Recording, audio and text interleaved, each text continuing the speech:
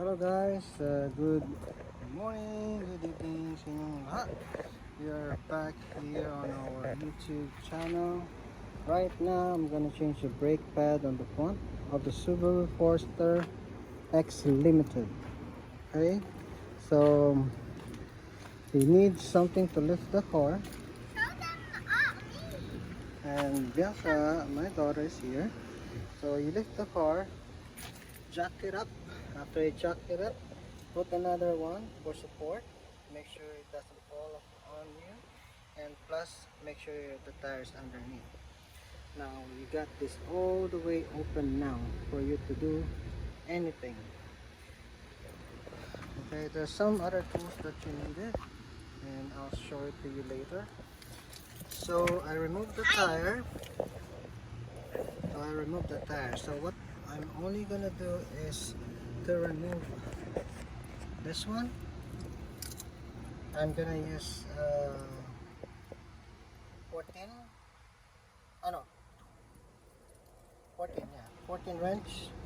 There are two of them. First is this one on the top, and then this one on the bottom. Okay, when I remove that, I have to pry it up a little bit so I can remove it. You can see here the brake line. Make sure this doesn't get kink or pulled out or anything like that. So once you remove the caliper, put it on top of something so it won't get suspended on air, so it won't break the line. So after you remove this, you just have to remove the brake pads and then change the brake pads. Okay, that'll do. Alright guys, so changing the brake pads, these are the tools that you needed. The brake bar, the wrench, you need the number 14 wrench too. This one is to compress the brake cylinder. This is to pry the caliper. This is to hold the part of the caliper, and then this is just a brake part cleaner to clean the rust. Anti-seize, you put it on the back of those part that rubs against metals to metal.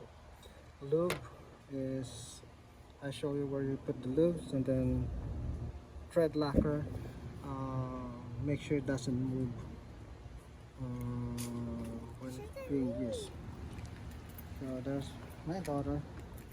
So right now it's already been lifted. I just need to remove the brake pad.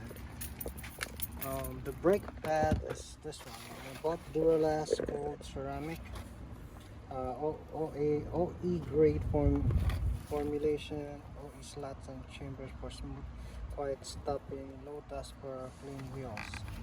So it already has a hardware, but for some reason this car doesn't have a hardware on it, so I didn't put the hardware. So the hardware is this one.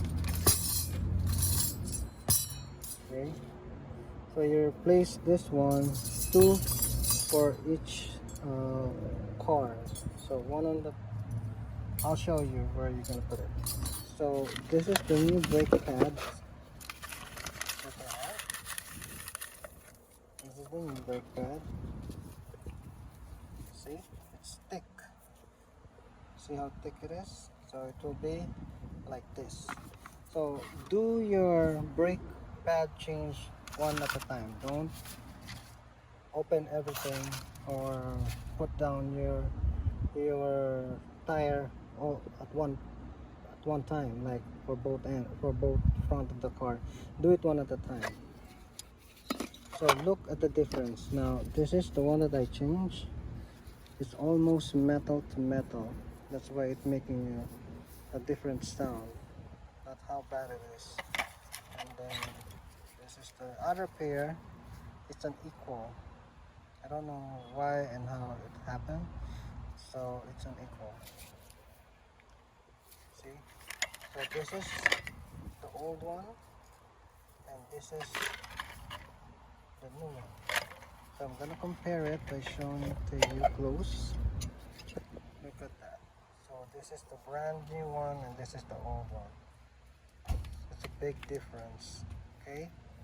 So this is that's why it's making sounds, different sounds. Alright, I'll start. Alright, so I start with this one. It will be counterclockwise. I have to put a little bit of muscle right there before I can do it. And loosen up. Now you have to get the other one right here. This one. So we're using this one because this one is a lot easier. I need a little bit of muscle in here, so then put this one down first. This one is kind of hard to release, so I need to have a breaker bar to use for this part. Okay, this is where you're gonna use this one. Compress this cylinder. So this one has to go all the way close to this part. This one is pushing this old tab so it can press it all the way.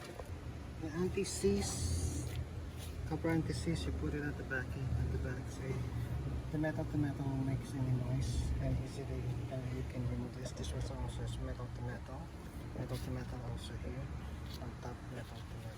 So put it here, just like this. Just like that. So metal to metal. Same thing on the other side. Metal to metal. Right, make sure you don't touch it. That part, because that one comes out right there. That's just a guide. We have to put it there. So that would not be removed there. That's how you put it. Then put it back and then close it. That's how you see it. Now this one you can remove this and put a new lube on inside this one. Clean it up, put a new lube. You can do that as well. But right now I'm in a hurry because it's about to rain. So I just have to put it back again and then we're done. So I put a thread locker right there. This one. I put this thread locker. It will stand in there, so it won't be coming off during vibrations. So one here and then one down here. Okay, it's all done. You got the lube right inside. Thread locker, same thing here. Below, lube, thread locker. You got the anti-seize right there. Spread somewhere else, but it should be okay. You just need to put the towel back.